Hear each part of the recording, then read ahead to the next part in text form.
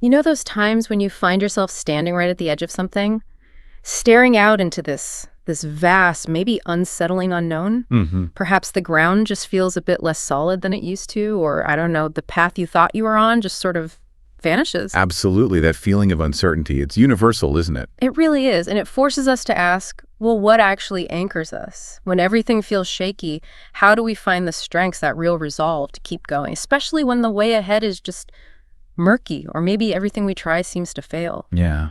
So today we're going to explore something really profound, I think. Unwavering conviction. What does it really mean to hold on to a belief, a kind of powerful inner stance, even when life is practically screaming at you to question everything, or just give up? Right.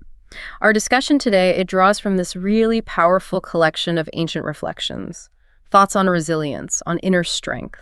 And they offer some really deep insights, maybe even surprising perspectives on how to keep that conviction alive when things get tough. And these aren't just old stories, are they? They feel more like timeless blueprints. Exactly. Blueprint for how to stand firm.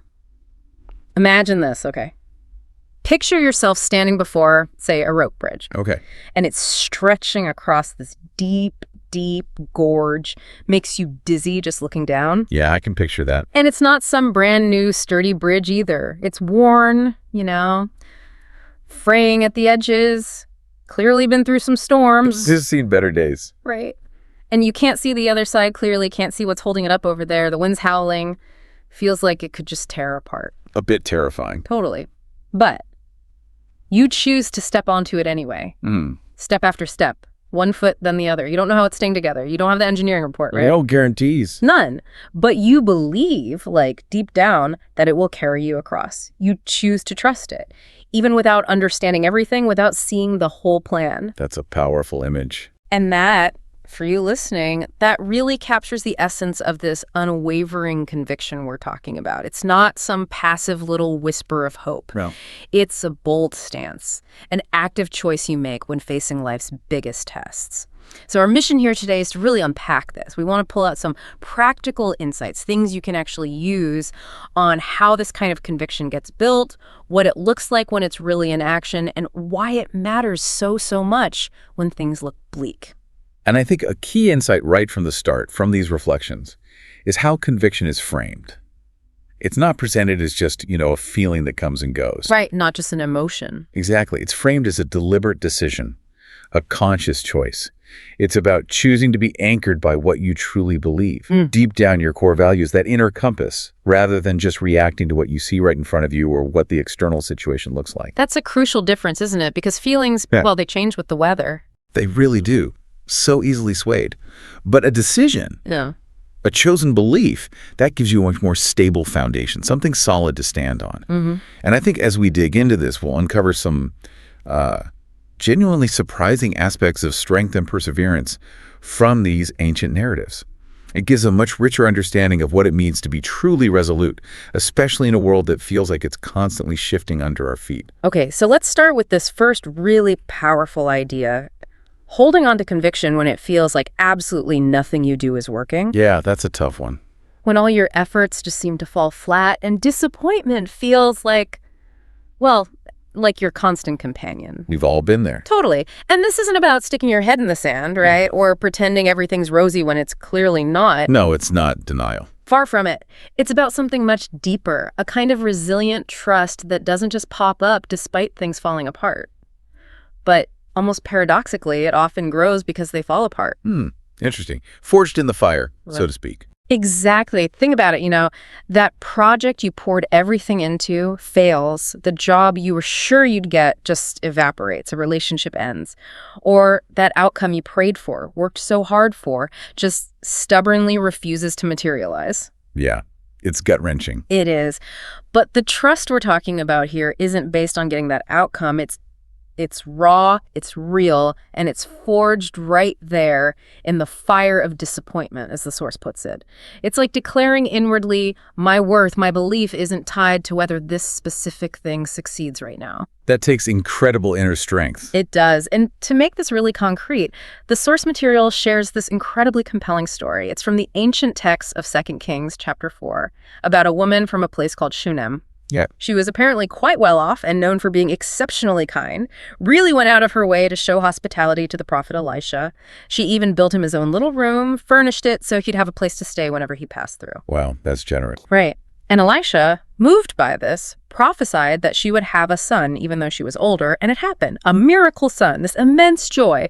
Then, years later, the absolute unthinkable happens. That same son, the promised child, he's out in the field, and he suddenly gets sick and dies right there in her arms. Oh, no. Devastating. It's completely devastating. Now, you'd expect, understandably, that she would just completely unravel. Despair, anger, questioning everything. Of course, that would be the natural human reaction. But the story reveals something truly astonishing about how she responded. Instantly. Actively. What did she do? Instead of just, collapsing or complaining, the text says she immediately saddled a donkey. Right away. Right away. With this incredible focused urgency, she heads straight for Elisha, tells her servant, "Don't slow down for me unless I tell you," just pure determination. And here's the part that it floors me every time. As she's approaching, Elisha's servant runs out to meet her and asks the standard questions right.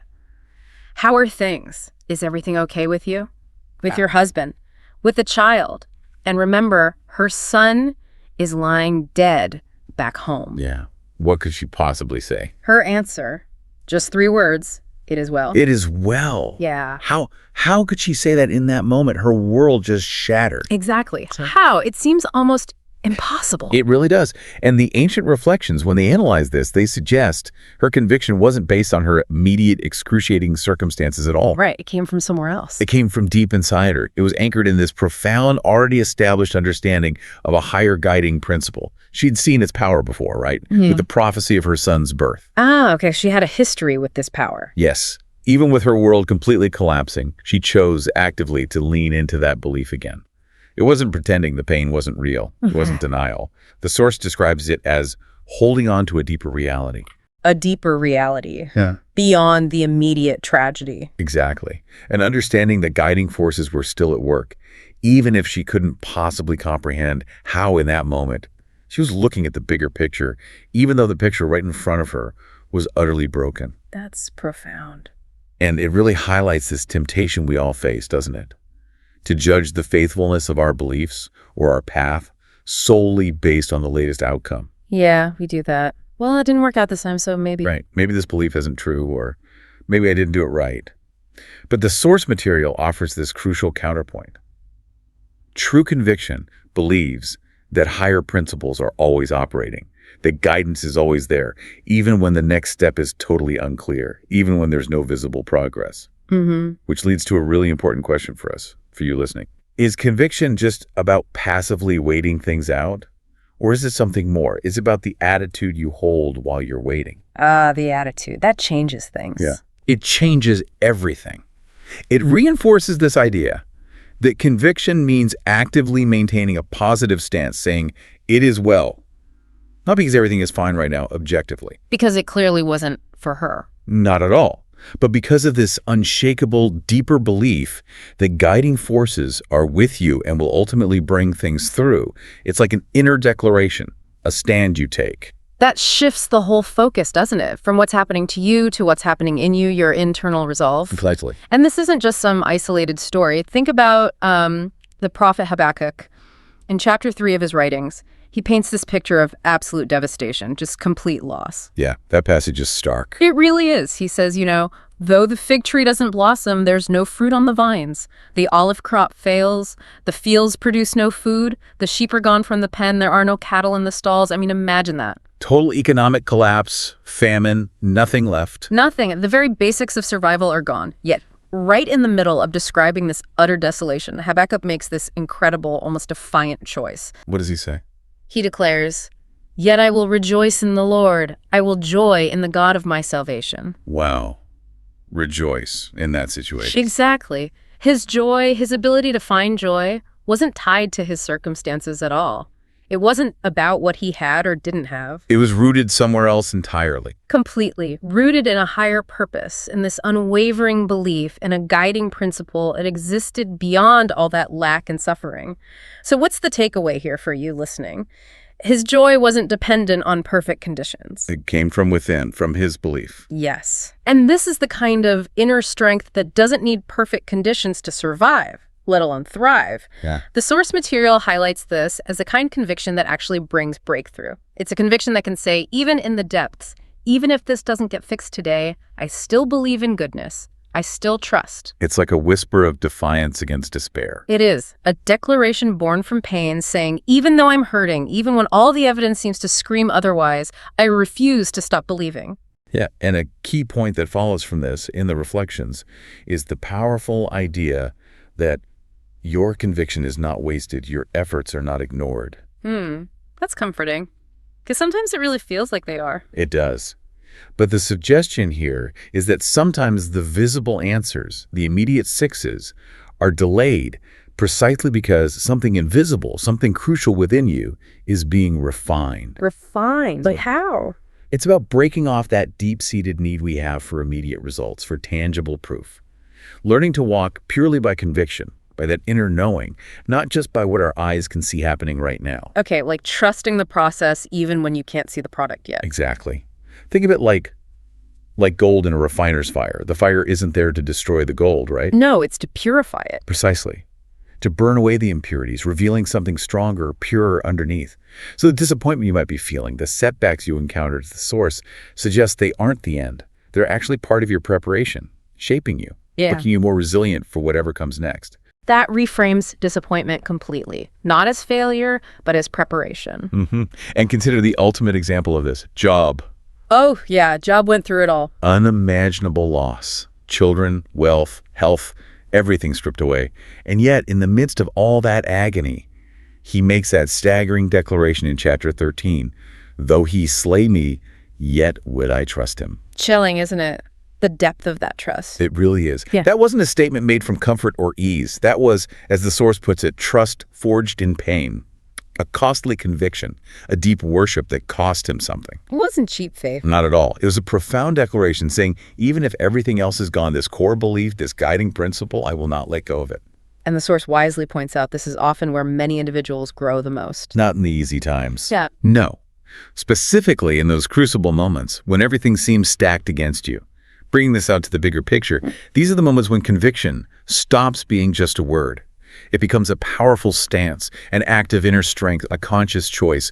When nothing seems to be working, when you feel unheard, when you're exhausted, that's precisely the time not to let go. Wow. So the application for us, for you listening, if you're in that hard season, that uncertain time, even if your voice is trembling when you try to speak words of faith, even if your hands are shaking as you reach for something you can't quite see, even if your heart feels like it's breaking while you whisper your belief, the idea here is that a higher power, your guiding principle, sees that. It sees that kind of conviction. It recognizes the effort, the heart behind it. Yes, it honors it. It responds to it. It's not looking for perfect, unwavering stoicism. It's looking for that surrendered heart, that raw, real choice to trust despite everything.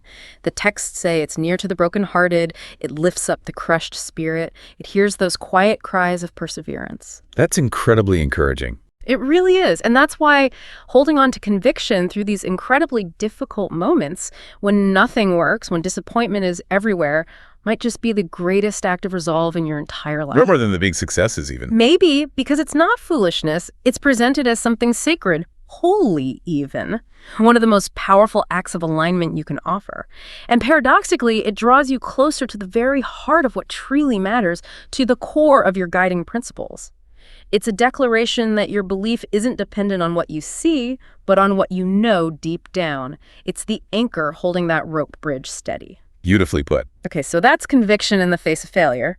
But what about fear? That's another huge test, isn't it? Oh, absolutely. Fear is a powerful force. So let's explore how conviction holds up when fear comes knocking. And fear, well, it doesn't knock politely, does it? No, it usually bangs on the door. Demands attention. Totally. It threatens, it screams worst-case scenarios in your mind, bombards you with anxieties, those endless what-ifs. Paint vivid pictures. Vivid, terrifying pictures. Fear, as these ancient reflections note, really wants to grab the steering wheel, control your thoughts, your mood, ultimately your purpose. It wants to paralyze you. But conviction, that deep, unwavering trust, That's what can silence its grip. Now, it's really important to clarify here, this isn't about pretending fear doesn't exist. Right. Not about suppression. Not at all. Or trying to squash natural human emotions. It's about deciding, consciously, that fear will not be your master. It won't dictate your choices or rule your inner world. You can acknowledge the fear, okay, I feel afraid, but then choose not to be defined or controlled by it. That distinction is critical. Acknowledging versus obeying. Exactly. And the source material gives us another incredibly powerful example of this. King Jehoshaphat. It's in 2 Chronicles chapter 20. Okay, Jehoshaphat. So the king gets this terrifying news bulletin. A massive army is coming against him. And not just one enemy, but a coalition. 3 nations teaming up. Wow, overwhelming odds. Totally surrounded, heavily outnumbered. And the text is clear, verse 3 says, and Jehoshaphat feared. He was afraid, understandably. Very human response. Absolutely. But here's the crucial part. He set himself to seek the Lord and proclaimed a fast throughout all Judah.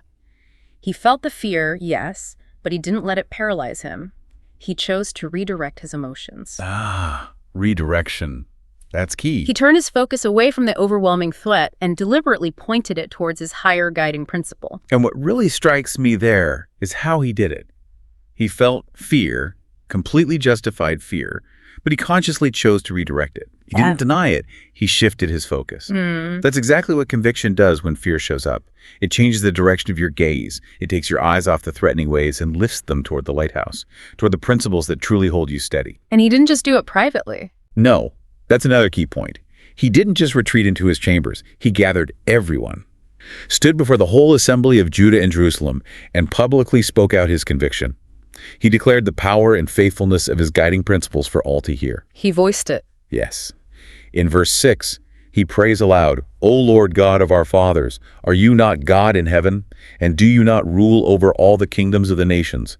And in your hand is there not power and might, so that no one is able to withstand you? Starting with the power of his belief, not the power of the enemy. Precisely. Zooming out, look at that response. It's a masterclass in confronting fear with conviction. He didn't start by listing all the enemy's strengths or how impossible the situation looked. Which is what fear wants you to do, focus on the problem. Exactly. Instead, he started by declaring how great his guiding principles were, how mighty the power he believed in was. That's how fear starts to lose its voice. Not by pretending the threat isn't real, but by magnifying your inner anchor, your unwavering belief. So it's like a battle for focus. It really is. There's this interplay. Fear whispers, what if? What if you fail? What if it's too much? What if you lose everything? Yeah, those nagging questions. But conviction answers back with a grounded, powerful, even if. Even if. Even if it doesn't turn out exactly as I hope, even if I feel weak right now, even if I don't have all the answers, my higher guiding principle is still here, still in control, still faithful. Fear feeds on the unknown, but when you fill your mind with a deeper truth, a core belief, fear starts to shrink. It loses its grip. That even if is such a powerful counter. It acknowledges the possibility of difficulty, but refuses to be defined by it. And the source material backs this up so directly, doesn't it? With that declaration from Isaiah 41:10. Oh, yes. That's a cornerstone. Fear not, for I am with you. Be not dismayed, for I am your God. I will strengthen you. Yes, I will help you. I will uphold you with my righteous right hand. And listen, this isn't presented as a suggestion, is it? No, it's a command, a promise. It's a declaration, fear not. And why? Not because you're so strong on your own, not because life is suddenly easy, but because a powerful guiding presence is with you, always. That's the bedrock foundation of conviction. It's not your circumstances, which change all the time. It's not your resources, which might feel limited. It's that unwavering higher presence, that unshakable inner truth. So fear might show up. It might bang loudly on the door. But you don't have to invite it in for tea. No, you don't have to give it the best seat in the house. Exactly. Yeah. You don't have to feed its anxieties or entertain its doom and gloom stories. You fight fear with conviction. You fight it by remembering who or what walks alongside you. And we see the flip side of this, the danger of shifting focus in that story of Peter walking on water. Oh, right. Matthew 14. Yeah. He steps out of the boat full of conviction. Yeah. Boldly trusting the one who called him. Amazing faith in that moment. Incredible faith. But then the text says when he saw the wind, he was afraid. And immediately he started to sink. His focus shifted. Exactly. So what's the lesson there for us? The guiding principle hadn't changed. The call was still there. The power was still present. But Peter looked away. He looked at the chaos, the wind, the waves, the external pressures, instead of keeping his eyes fixed on the one who called him. And in that instant, fear rushed in, and his conviction wavered. And that happens to us constantly, doesn't it? We start out strong, trusting, bold, but then we look at the bills piling up, or the worrying health report, or the conflict in a relationship. The wind and waves of life. Yeah, and suddenly, fear grips us. Our gaze shifts from our inner anger to the storm around us, and we start to feel like we're sinking. And that brings up the crucial question. Why did he doubt? Why did he sink? Because his focus shifted. Simple as that. But the wonderful part of that story, and what the reflections emphasize, is that the same guiding principle, that same presence, is reaching for you right now. Even if fear has shaken you, even if your conviction feels like it's faltered. There's still a hand reaching out. Always. Not in judgment, but in steadfast support, ready to lift you up again. You know, fear can sound so incredibly convincing. It really can. It often masquerades as logic, doesn't it? It does. It sounds like reason. Yeah. It presents these very plausible worst-case scenarios wrapped up in seemingly rational what-ifs. But the source is just unequivocal here. Fear is a liar, and conviction is your answer. Fear is a liar. That's direct. It is. And conviction offers a different narrative. It has its own set of responses to fear's constant whispering. Conviction says, guiding principle, I don't see the whole picture right now, but I trust that you do. It declares, okay, Lord, I feel scared, yes, but I choose to believe your promise over my panic. I choose your truth over how things look to me right now. Taking an active stance. Yes. It firmly states, I refuse to be ruled by what-ifs. I will be led by my core beliefs, by your guiding principles. You know, Psalm 112 describes the person grounded in this, saying, he will not be afraid of evil tidings. His heart is steadfast, trusting in the Lord. A steadfast heart. And that steadfast heart, it's not an accident. It's not something you're just born with. It's built, forged over time through facing challenges and making those choices again and again. It's trained almost. Exactly. It's trained to respond with conviction, trained to lean back on that higher principle, even when the news is bad, even when the report is discouraging, even when things seem to be going entirely the wrong way. Yeah. The source emphasizes you are not easily shaken. You are not defeated. You are not fragile. Why? Because you are held, you are strengthened, you are covered by the principle that says, do not fear. That's not just wishful thinking. It's portrayed as an active posture of resilience. It absolutely is. So, wrapping up the section on fear. Let fear come knocking, let it announce itself, but let conviction be the one who answers the door and decides if it gets to come inside. Good analogy. Let fear rise up, because it will, it's human, but let your inner strength, your steadfast belief rise higher. Let it dominate the internal landscape. Let fear try to spin its anxious stories, but let the voice of truth, the voice of your guiding principles, speak louder, clearer, with more authority. That's how you reclaim your inner peace. That's how you walk in victory over the things trying to pull you down. That's how you grow deeper in understanding your own resilience. And that's how you remind fear again and again that it has no permanent place in your heart. It doesn't get to rule. It's that active, conscious decision to stand firm, to keep your grip on that rope bridge. Well said. Okay, so we've talked conviction through failure, conviction through fear. Let's get into this third powerful truth. Maintaining conviction when the future is just completely unclear. When the path ahead seems to dissolve into fog. The uncertainty piece. That can be deeply unsettling. It really can. There's this quiet kind of battle, isn't there, that happens inside when you're facing the unknown. When the road just seems to disappear. When tomorrow feels like one giant, intimidating question mark.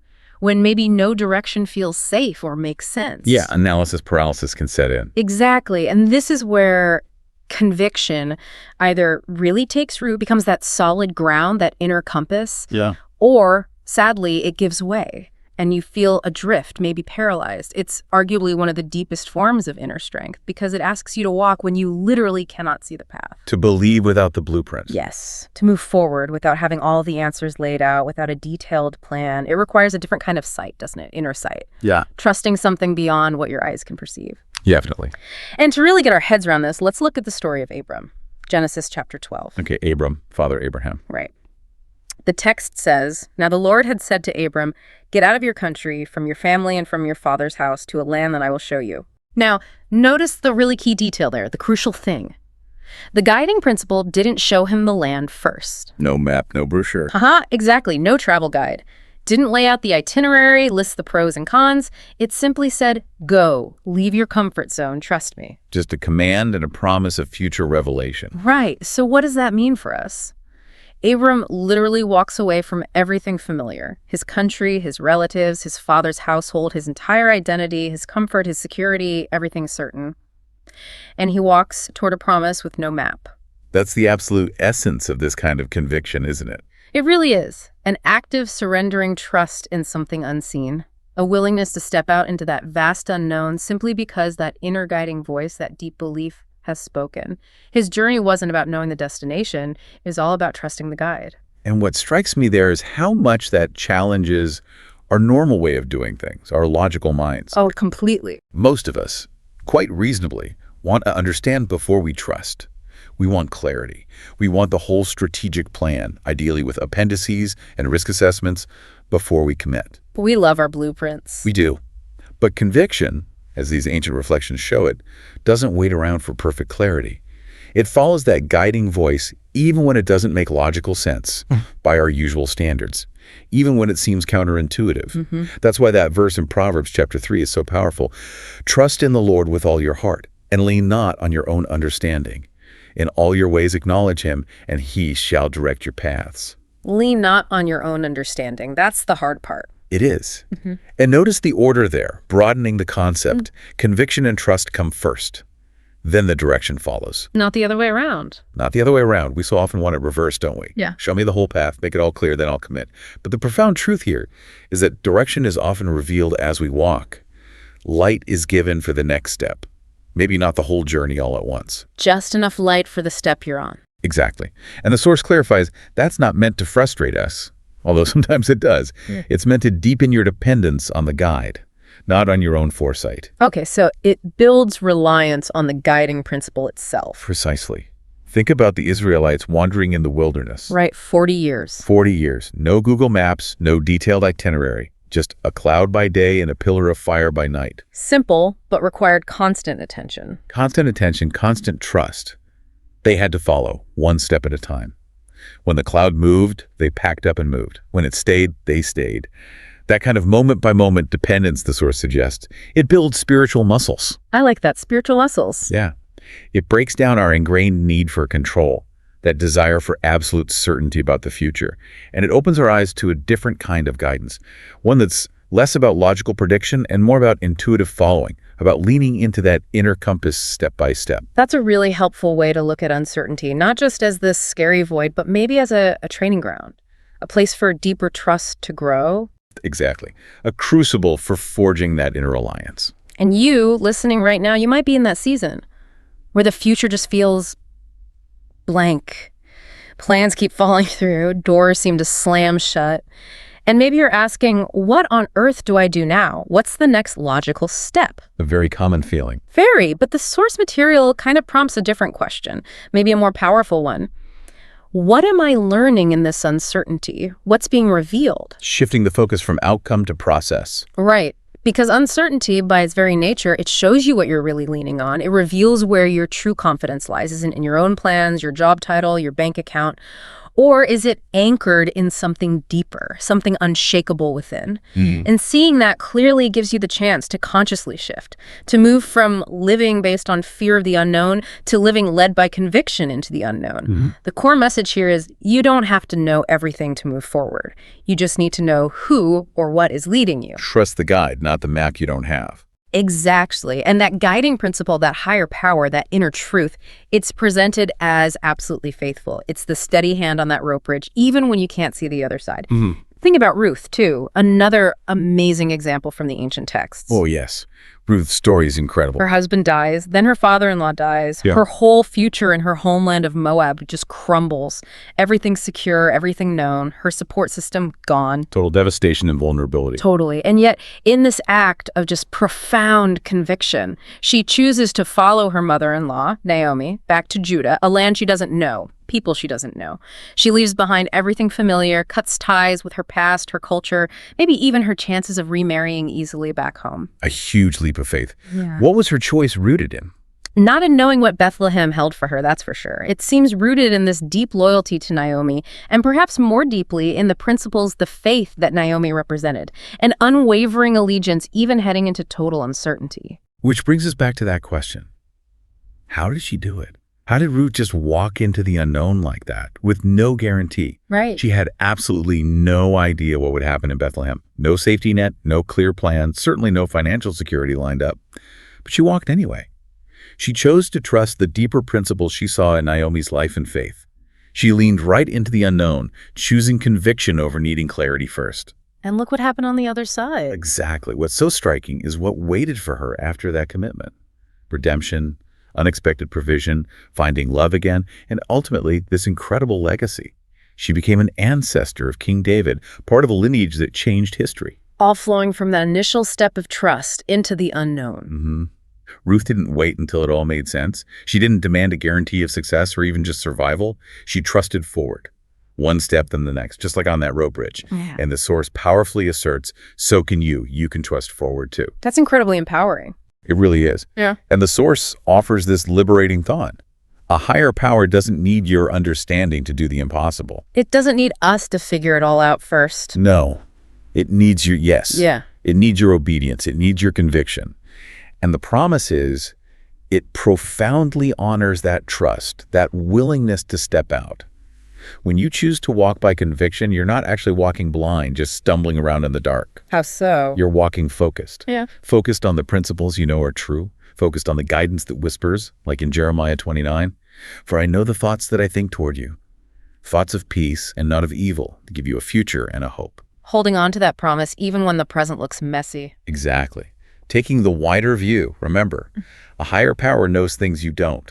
It sees the path ahead that's hidden from your eyes. Blah. It's not surprised by your questions or shaken by your uncertainty. It holds your future, and its intentions toward you are fundamentally good. So the unknown isn't necessarily hostile. No. It might feel like a threat, like this vast, empty void. But approached with conviction, in the right hands, it transforms into a pathway, a journey of discovery. Your uncertainty can become your testimony. Your waiting can become transformation. Your fears, when met with conviction, can deepen your faith. Wow. So when the future is unclear, conviction means saying, okay, I don't know what's next, but I trust the one who does. It means saying, even if I can't see the whole path laid out, I'll follow the guiding voice, just this next step. One step at a time. It means declaring, my hope isn't based on my ability to predict or control the future. My hope is anchored in what I believe about my guiding principle, the rock of my soul. And this conviction, it's not passive resignation. No, definitely not passive. It's profoundly active. It listens intently. It responds in obedience. It prays. It expects good things, even amidst confusion. And paradoxically, it finds this deep rest, this peace, right in the middle of the unknown, simply because it trusts the one leading the way. That's the power of it. So let's try and pull this all together. What's the big takeaway for us, for you listening today? We've really dug into three incredibly powerful sides of unwavering conviction, haven't we? Holding firm when nothing seems to work. Right, when disappointment is shouting loud. Yeah. Then standing strong when fear comes banging on the door. And maintaining that forward movement even when the future is completely foggy, completely unknown. And the core idea weaving through all of this is that this kind of conviction, it isn't just a nice feeling you stumble into. It's not just wishful thinking. It's a choice, a decision. Exactly. It's a deliberate decision. Yeah. An active stance you take right in the middle of life's chaos and confusion. It's the anchor. It's a conscious choice. And it's a powerful force that can genuinely redefine how you experience challenges and uncertainty. We've heard these powerful examples, right? The Shunammite woman's simple, profound, it is well spoken over tragedy. King Jehoshaphat redirecting his very real fear, magnifying his belief instead. Abram stepping out towards a promise with no map. Peter faltering, yes, but being met by that steadfast hand lifting him from the waves of doubt. And Ruth, trusting forward into uncertainty and finding an incredible destiny. It all comes back to that rope bridge, doesn't it? Remember, you're not walking alone. You're not just stepping blindly into darkness. The idea here is that you're stepping into purpose, into promise, into places that a higher guiding principle has already prepared for you, even if your eyes can't see them yet. And that brings up maybe a final important question for you to really sit with, to consider right now. Okay. What if the very uncertainty you're facing today, The discomfort of not knowing. What if that's precisely the environment needed to unlock a deeper, more resilient conviction within you? The uncertainty itself being the key. Perhaps. What if the clarity you're craving, that detailed blueprint you wish you had, is simply waiting on the other side of you, taking that next step? Yeah. Guided by that inner strength, that conviction, without needing the whole picture first. Trusting enough to take the step without seeing the whole staircase? Yeah. Exactly. These ancient reflections strongly suggest that what feels hidden now, what's unclear today, will one day be revealed. And you'll be able to look back with the clarity of hindsight and say, thank you. Thank you for leading me, even when I had no idea where we were going, even when I couldn't trace the path myself.